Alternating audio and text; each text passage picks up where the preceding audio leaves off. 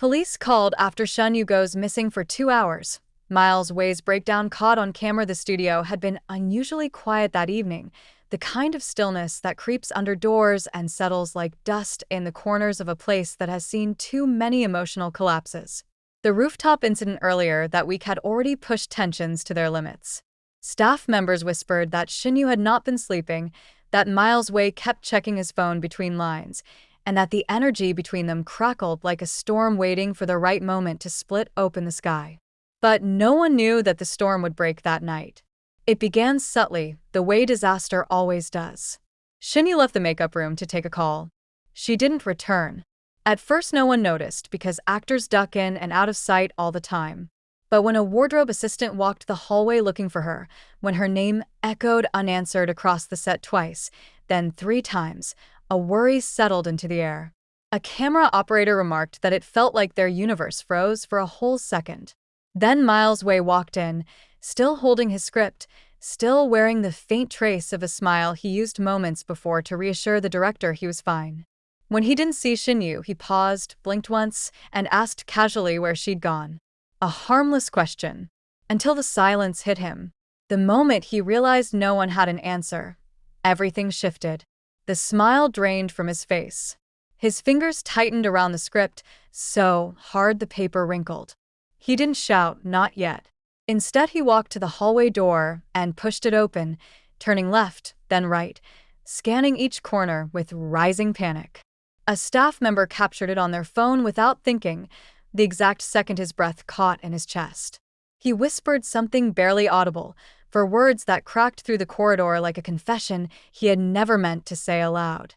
"She wouldn't leave me." He said it once, then again, as though repeating it would make it true. Minutes felt like hours. Crew members fanned out through the building searching every dressing room, storage closet, stairwell, and waiting area. A production assistant raced to the parking lot. Shen Yue's car was still there. Her phone was still in her bag. Her costume was hung neatly where she had left it. It was as though she had stepped out of the world entirely. Miles's panic grew sharp and unfiltered. He paced the hall in tight circles, running his hands through his hair, muttering Shen Yue's name like he was calling her spirit back. Someone asked if they should contact her manager. Someone else suggested checking security footage.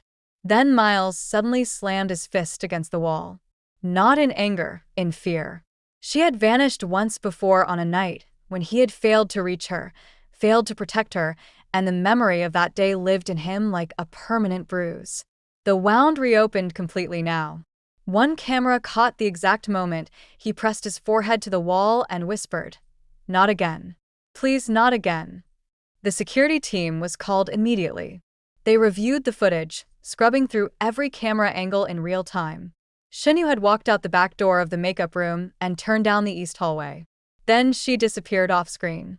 Miles stood directly behind the monitor, shoulders trembling, eyes burning holes into the video as though he could force it to show him something new.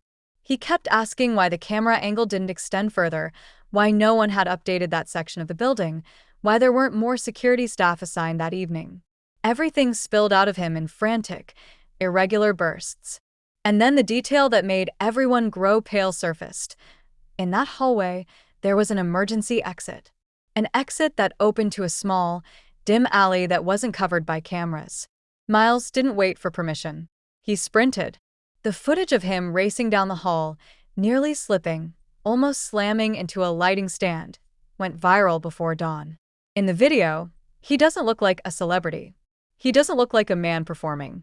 He looks like someone terrified of losing the one person he can't afford to lose. The police were called 5 minutes later.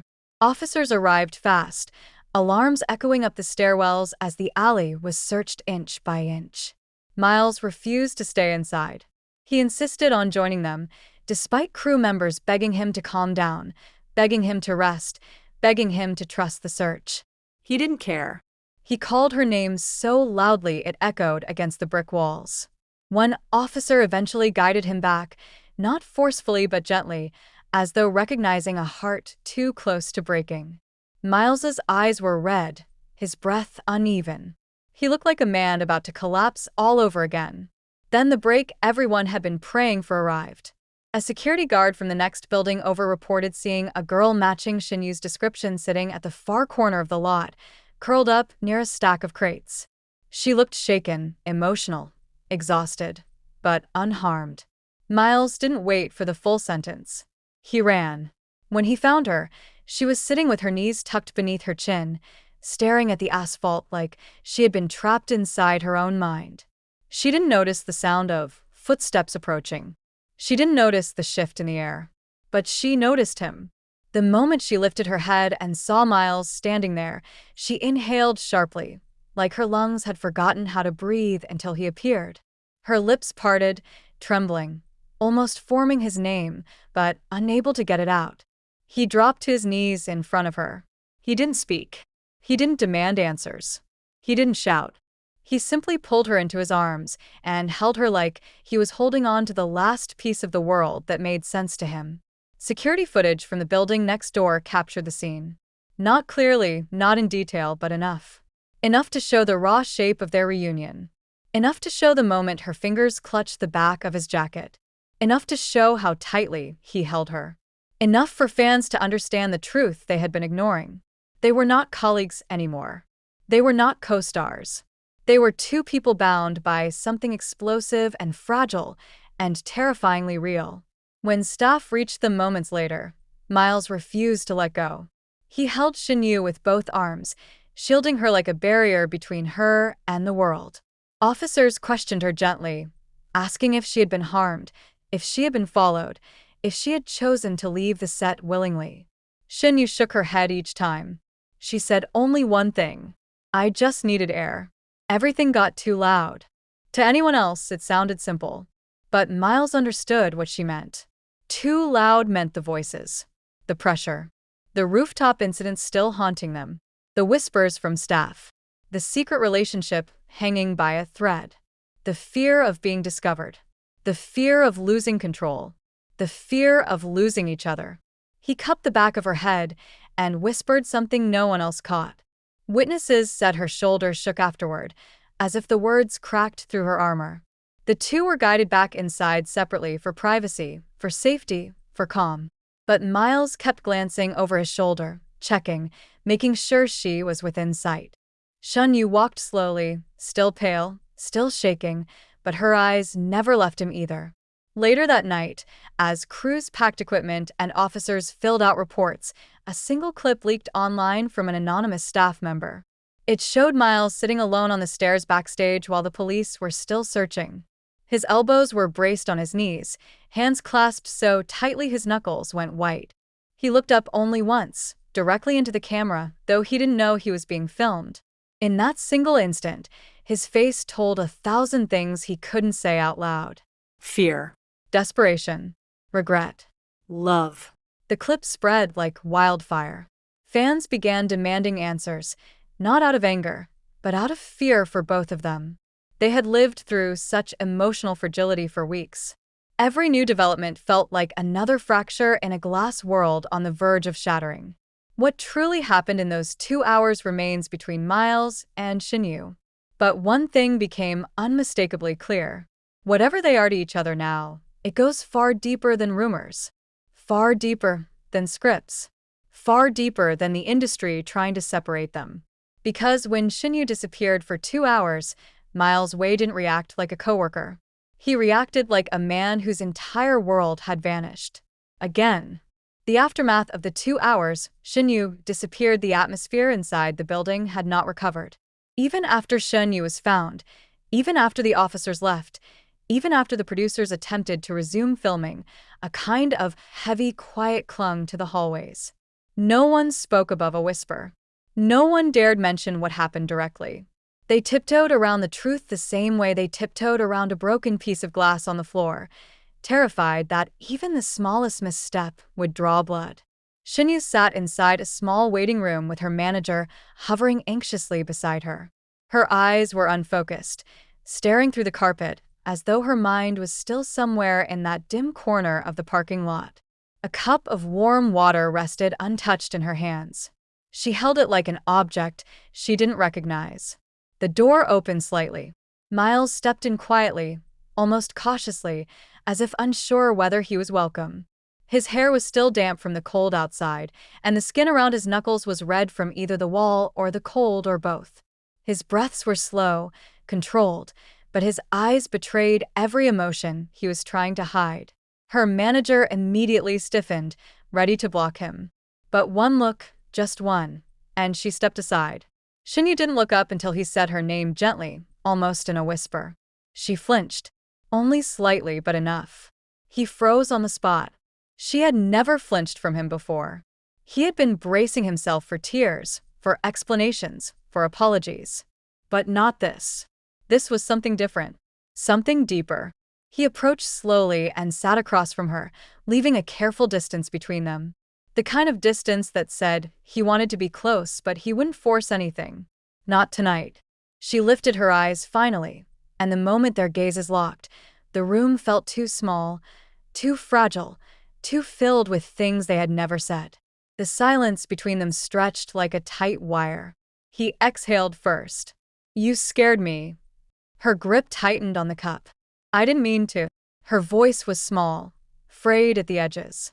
"I just needed space." "Then tell me," he said softly. "Tell me before you disappear into the dark alone. I can deal with anything except this." He didn't finish his sentence. He didn't have to. Her throat tightened. The memory of him calling her name in that alley, the sound of fear in his voice, the wild panic in his eyes, it all replayed in her mind in painful clarity. "I thought you were stronger than this," she whispered. "After everything, I thought you didn't need me that much." He stared at her like she had said the most impossible thing in the world. "You think I'm strong?" She blinked, confused. He let out a laugh, short, low, almost broken. "I'm standing on strength made of glass," he said. "If you touch it the wrong way, it shatters." She looked down at her hands. Her fingers trembled. She hadn't realized until now how cold they felt. When he reached out across the empty space, hovering his hand close but not touching her, it felt like a warm light finally cutting through the fog. "Tell me what happened," he coaxed. She hesitated. He waited, not impatiently, not desperately, just openly, as though whatever she said would not make him step back. She took a breath. "It got too loud," she whispered again. "The cameras, the whispers, the rooftop incident still in everyone's eyes. You collapsing, me breaking, us hiding." It felt like the walls were closing in. His jaw tightened slightly. He didn't interrupt. "And the worst part," she continued, voice cracking, "is that I didn't know if disappearing would make things better or ruin them." Her eyes lifted, full of fear. "For you," she added. "I didn't want to ruin things for you." For the first time in hours, Miles breathed out normally. A long, shaky exhale that seemed to release every knot in his chest. "You are the only thing that doesn't ruin me," he said quietly. Her eyes widened. Those words were too much. Too heavy. Too honest. She turned her face away as tears welled in her lashes. Miles reached forward fully this time and cupped the side of her cheek gently, forcing her to meet his gaze. "I'm not asking you to never feel overwhelmed," he said. "I'm asking you to let me find you before the world does." The room felt suspended between heartbeats. Shen Yue swallowed, her voice barely a whisper. "I didn't want you to see me like that." "I already have," he replied. "And it didn't change anything." He brushed away a tear with his thumb, and something inside her chest cracked, a soft, aching break that felt like relief and fear tangled together. He leaned back, letting his hand rest on his knee, giving her space again. "What happened in those 2 hours?" he asked gently. She hesitated, thinking of the panic attack, the moment her breath had vanished, the dizzy rush of adrenaline, and the overwhelming dread that if she didn't run, she would scream. "That alley was the only place where nothing felt real," she whispered. "I needed that." He nodded slowly. "Then next time, we stand in the alley together." Her lips parted, and for the first time, she managed a faint smile. Fragile, trembling, but real. Miles shifted his chair closer, not enough to overwhelm her, just enough to let her feel his presence, steady and grounding. Outside the room, staff members passed quietly, whispering updates about the night's halted filming schedule, the police reports, the producer's concerns. But none of it mattered in that small room. The only real world was the one between them. She finally set the cup down and reached out, placing her hand over his. Her fingers were cold. His were warm. They fit together instinctively, like they had done it 1,000 times before. "I'm sorry," she whispered. "I'm not," he replied. "I'd rather find you scared than not find you at all." She closed her eyes as another tear escaped. He squeezed her hand gently. "Next time," he murmured, "tell me before the fear takes you." "I will," she said softly. He believed her. For the first time that night, the weight around them eased, not gone, but lighter, like the storm had finally passed and left behind a fragile morning. A crew member knocked gently and informed them that the director wanted to postpone the rest of the shoot. Miles nodded without looking away from Shen Yue. She tightened her hold on his hand. Neither of them moved. Neither of them wanted to, because for the first time in hours, they were no longer lost. They were found, together.